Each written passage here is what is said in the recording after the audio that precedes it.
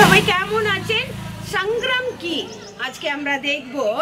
স্বয়ংক্রিয় ভাবে ক্রমবর্ধমান বয়স আর যেতে না দিয়ে তাড়া করার সময়, অপ্রতিরোধ সময় পরাস্ত করতে সংগ্রাম যুবক।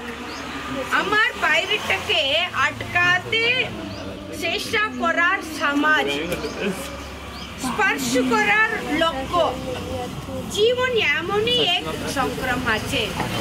আমরা চিন্তা করি না, অনেক রকমের চিন্তা করি সংগ্রামটা কেন আমার জীবনে আসে।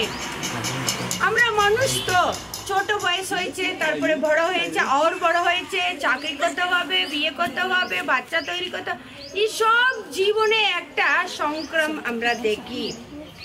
কিন্তু বাইবেলে একটা বাচ্চা নাচে, আমি আপনার জন্য আমি পড়ছি মাত্তি 11:28 যে পরিশ্রান্ত ও পরাক্রান্ত লোক সব আমার কাছে এসো, আমি তোমার বিশ্রাম দেব।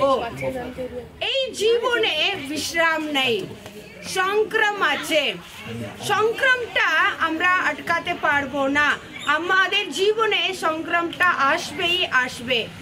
কিন্তু সেই সংগ্রাম থেকে আমাদের জীবনটাকে কেমন এগিয়ে চলতে হবে, এই বছরটা ওইটাই লেখা আছে, আমি তোমাকে বিশ্রাম দেব।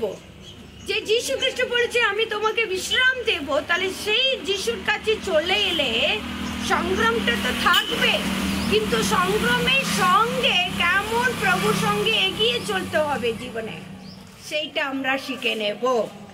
আমরা মনে করব আমরা যেন প্রভুর কাছে সাহায্য চাইতে পারি। কেন সাহায্য চাইব? সংগ্রাম থেকে আমরা বেরিয়ে আসার জন্য।